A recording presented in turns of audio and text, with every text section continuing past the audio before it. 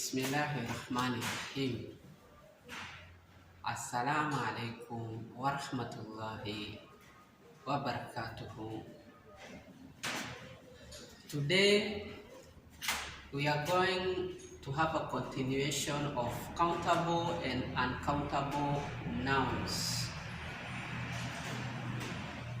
And today we are going to discuss on the uncountable nouns. So before we took the lesson on countable nouns, we said countable nouns, they are nouns of things that can be counted as one or more. The nouns of concrete things that can be counted as one or more than one, they have plural. Today, we are going to do the uncountable nouns. Uncountable nouns. Uncountable nouns, these are nouns of things that cannot be counted. They can be concrete or abstract nouns. So the uncountable nouns, they are nouns, they are names of things. These things, they cannot be counted. You cannot be able to count 1, 2, 3. No, you cannot do that. They cannot be counted. And these nouns, most of the time, they can be concrete. So concrete, we said it is something that you can see, something that you can taste, something that you can smell, something that you can touch.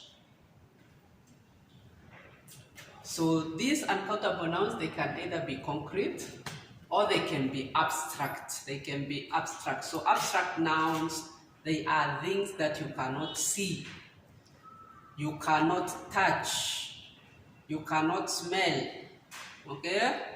So these things, they are mostly for feelings and values. The abstract nouns, they are nouns or names of how you feel or the value or something that is not perceived, something that is not seen, or something that is not touchable, something that is invisible, or something that is intouchable. You cannot see it, you cannot touch it, you can just feel it, experience it, or value it. So for example, the concrete nouns for uncountable, we have something like sugar. Sugar. So sugar, we have gold, we have luggage, we have toothpaste, wood, meat, milk. So some of these nouns, they are concrete nouns. They are something you can touch, something you can see, something you can taste, something you can smell. But they do not have plural. You cannot count them. You cannot say one sugar, two sugar. One sugar, two sugars. There is nothing like that. You cannot say like that. Gold, you generalize it. You talk it as one. You cannot say one gold, two golds. It's just gold. Even no matter how many they are, you're still going to say gold. Luggage, same case. Toothpaste, wood, meat, milk. But these things, they are concrete. They can be touched. They can be seen. They can be smelled. They can be tasted. So abstract noun, they are nouns of things which are invisible, intangible. You cannot see them, you cannot touch them, you cannot taste them.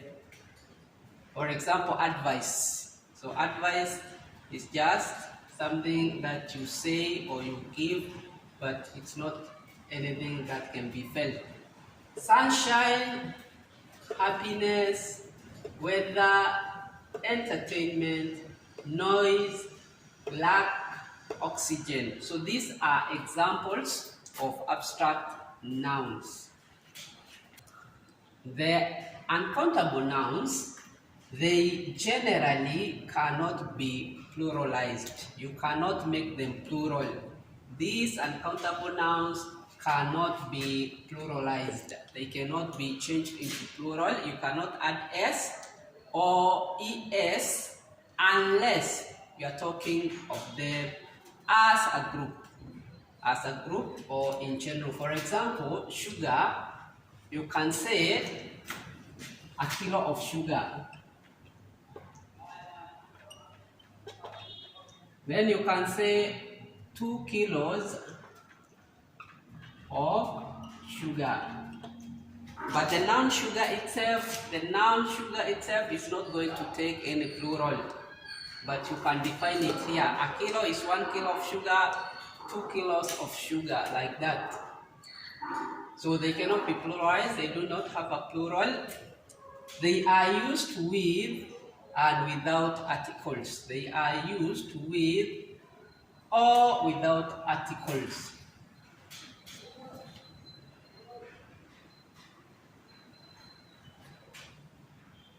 So you can use them with or without articles, but you have to use something before them. Okay? For example, you use as collective. You say gold, you say a bar of gold, or a nugget of gold. Toothpaste, for example, toothpaste, you can say a can of toothpaste.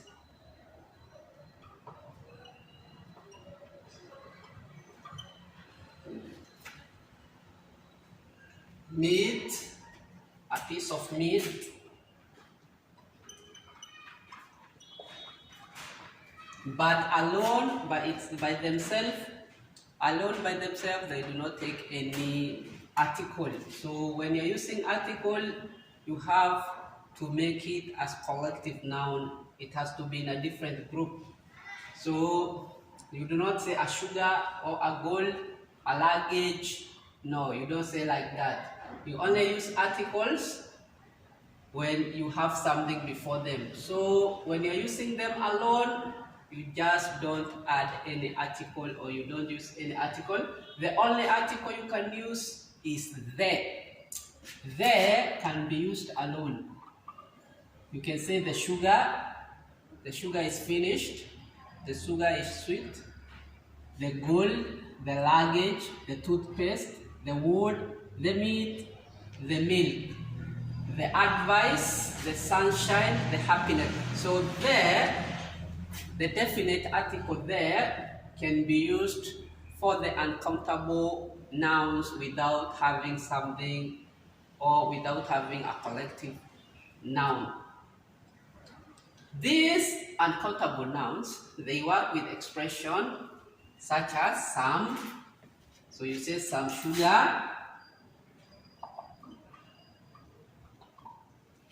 You can use them with any. When you're asking a question, do you have any sugar? Enough, is there enough sugar? When you're demonstrating or you're showing, you're saying this sugar is not good, or that. So you're only going to use it as singular, this and that. You cannot say this as plural. You cannot use this, no. And you cannot say those. So you cannot make it plural. You can only use singular form, this and that. And then when you are talking about a big number or a large quantity, you are going to use much. You are going to say much sugar, much gold, much luggage, much toothpaste, much wood, much meat, much milk.